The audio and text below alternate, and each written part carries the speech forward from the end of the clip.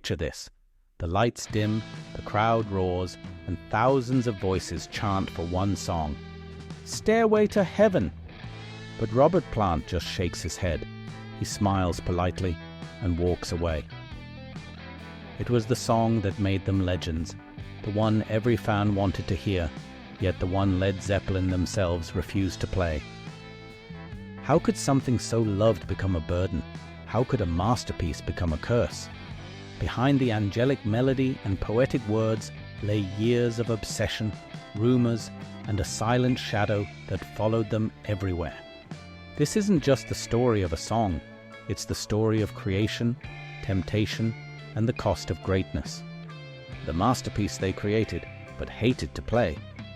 Stay until the end, because only then will you understand what really happened behind the myth of Stairway to Heaven. It began in a cold mansion called Headley Grange in the English countryside, winter of 1970. The band had isolated themselves, no phones, no distractions, just music and candles.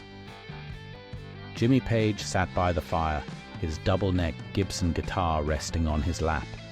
He played a slow, haunting riff. Robert Plant listened, and something inside him stirred.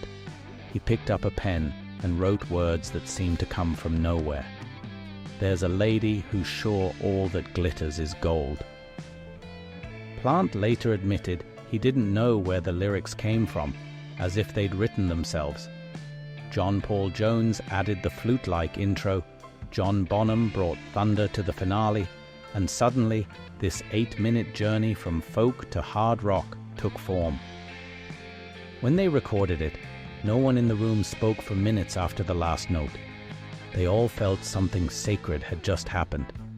Stairway to Heaven wasn't just a song. It was a spell, a passage, a moment where heaven and earth met for 8 minutes. But no one knew the myth they'd just unleashed would one day come back to haunt them. As the song conquered the world, whispers began. People claimed if you played the record backward, you'd hear satanic messages hidden in the lyrics. Evangelical preachers warned that Stairway to Heaven was the devil's hymn. TV shows dissected the supposed backmasking. Here's to my sweet Satan, they said. It was absurd, yet millions believed. The rumor spread even faster when people learned that Jimmy Page was obsessed with the writings of Aleister Crowley, the infamous occultist who preached, "Do what thou wilt." Page even bought Crowley's former mansion by Loch Ness, known as Boleskine House. Suddenly, Zeppelin weren't just rock gods. They were accused of summoning darkness through music. Plant was furious. He said, it was a song about hope, not hell. But the myth had already taken root. Every performance seemed to carry an eerie weight. The more people worshipped the song, the more the band wanted to escape it. It wasn't evil they feared. It was being trapped by their own creation. And that, some say, was the real curse of Stairway to Heaven. By 1973, the song was everywhere. Radios, bars, bedrooms, and stadiums. Every concert, without fail, someone shouted, "Play Stairway!" It became a ritual, but for the band, it felt like chains. Robert Plant once confessed, "I'd break into a cold sweat when they called for it." He felt he couldn't reach the same emotion he had in 1971. The song had outgrown him.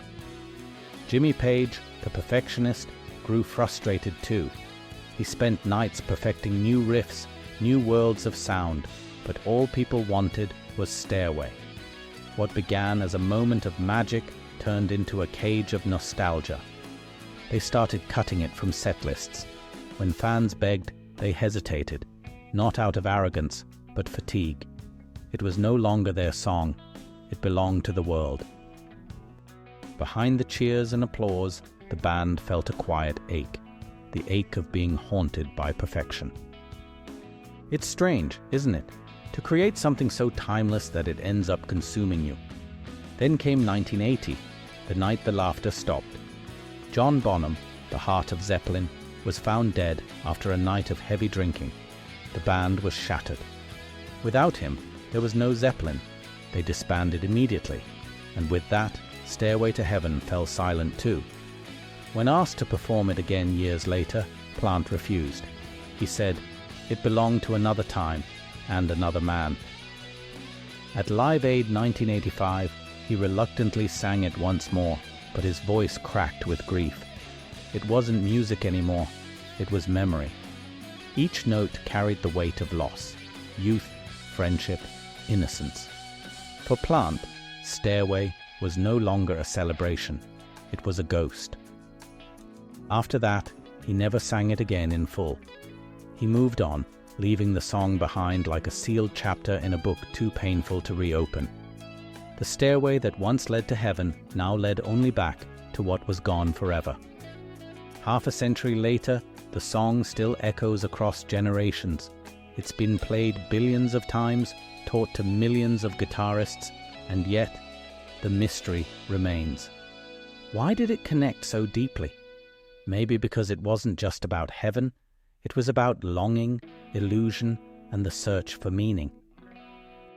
The lady climbing the stairway was all of us, chasing something golden that might never exist.